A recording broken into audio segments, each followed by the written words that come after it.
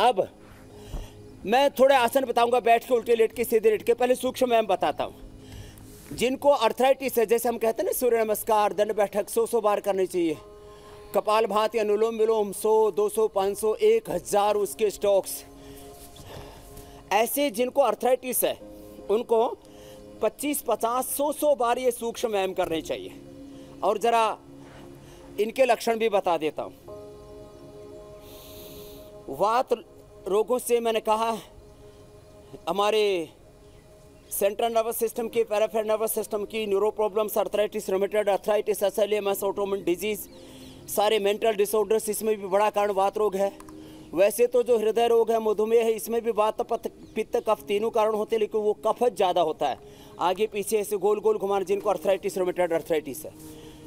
पित्त रोगों में मैंने कहा एसिडिटी, अल्सर, उच्च रक्तचाप, स्किन प्रॉब्लम्स। और कफ रोगों में अस्थमा से लेकर के जितने भी लंग प्रॉब्लम्स हैं, allergic rhinitis, sinusitis, bronchitis, asthma, cancer, lung cancer और कोरोना, ये कफ के कारण से ही है। यदि कफ का संतुलन रहे तो आपका कोरोना कुछ भी नहीं बिगाड़ पाएगा।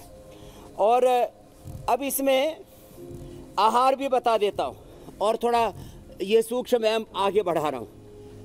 पीड़ांतक क्वाथ, दशमूल क्वाथ, ये सब वात नाशक है।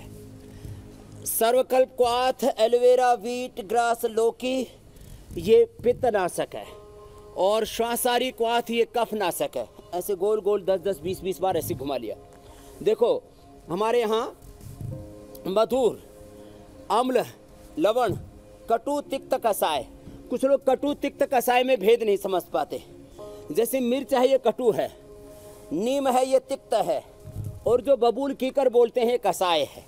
तो ये जो षड्रस हमारे यहाँ पर बोला जाता है, षड्रस, लहसुन में एक रस कम होता है इसलिए उसको रसोन, एक रस ऊन माने कम हो गया। तो खैर, तो जो मधुर, अम्ल और लवण है ये वातनाशक होता है। और मधुर, तिक्त और जो कसाय होता है वो पित्तनाशक होता है। कटु, तिक्त और कसाय ये कफनाशक होता है। तो ये रस चिकित्सा बता दी। ऐसे सूक्ष्म व्यायाम ये करना चाहिए ऐसे। और अभी सूक्ष्म व्यायाम में ही हम बहुत बार कराते हैं बटरफ्लाई। ये कराते कराते आपको मैं बता रहा था रस चिकित्सा कि मधुर, अम्ल, लवण, कटु, तिक्त, कसाय, इनका उपयोग करके कैसे त्रिदोषों का शमन कर सकते हैं। अब बिल्कुल सिंपल घरेलू बातें बता रहा हूँ। और किसी का वात, किसी का पित्त, किसी का कफ दोष बढ़ा हुआ है, उसके मैंने बता दिए उससे कौन कौन से रोग होते हैं, उसके लक्षण क्या हैं। सामान्य रूप से वात माने कहीं शरीर में दर्दें होते हैं, ब्लड का, एनर्जी का फ्लो कम हो जाता है। पित्त माने एसिडिटी से लेकर के गर्मी बढ़ने लगती है। वात के अनुभूति शरीर के जॉइंट्स में होती है। पित्त की अनुभूति हमारी आँखों से, हमारे स्किन के ऊपर या हमारे कलेजे में या मलमूत्र में जलन से पता लगता है। और कफ की अनुभूति बलगम से होती है, अक्सर बढ़ जाता है तो उसकी मात्रा बढ़ जाएगी। बिना कोरोना के ये, वैसे ही बिना अस्थमा के, ऐसे भी कभी कभी सामान्य व्यक्ति को भी ये दोष बढ़ जाते हैं। खैर, अब इसका घरेलू उपचार बता रहे हैं। तो त्रिदोष के लिए सबसे अच्छा होता है एक साथ, अब जैसे ऐसे नाड़ी चिकित्सा करते हैं, जरा गौर से सुनने की बात है हुसैन भाई जी। जैसे ऐसे नाड़ी इस पर हाथ रखते हैं तो ये पहले अंगुली वात का प्रतीक है, दूसरा पित्त का, तीसरी कफ का। जैसे आप ऐसे रखें और पहली वाली नाड़ी तेज से धड़क रही हो, ये मीनाक्षी जी आप भी सुन लीजिए, और आप भी अपने पति का, और हुसैन भाई आप अपनी पत्नी का, माता पिता का, बच्चों का, किसी का भी नाड़ी परीक्षण ऐसे कर सकते हैं। और ऐसा जब पकड़ते हैं तो सुबह वात, दोपहर को पित्त, रात को कफ दोष बढ़ा हुआ होता है। मैंने नाड़ी पकड़ी हुई है तो अभी मेरा वात दोष बढ़ा हुआ इस समय। अब जैसे जैसे दिन चढ़ेगा, सूरज अब तेजस्विता धारण कर रहा है तो पित्त बढ़ेगा, रात को कफ बढ़ जाता है। ये वात, पित्त, कफ, ये एक आपको नाड़ी चिकित्सा भी बता दी है। नाड़ी परीक्षण, ये बहुत बड़ा परीक्षण। आजकल तो डायग्नोसिस के बहुत मॉडर्न तरीके आ गए, मैं उन सबको भी मानता हूँ, लेकिन आपको मैंने ये तरीका बता दिया नाड़ी परीक्षण का। खैर, अब ये सूक्ष्म व्यायाम करते करते अगले आप कुछ चीज़ें बता रहे हैं। अब किसी का वात, किसी का पित्त, किसी का कफ, किसी के दो, किसी के तीनों दोष बढ़े हुए थे, उसको दर्द भी है, उसको एसिडिटी भी है, उसको कफ भी रहता है। तो क्या करें?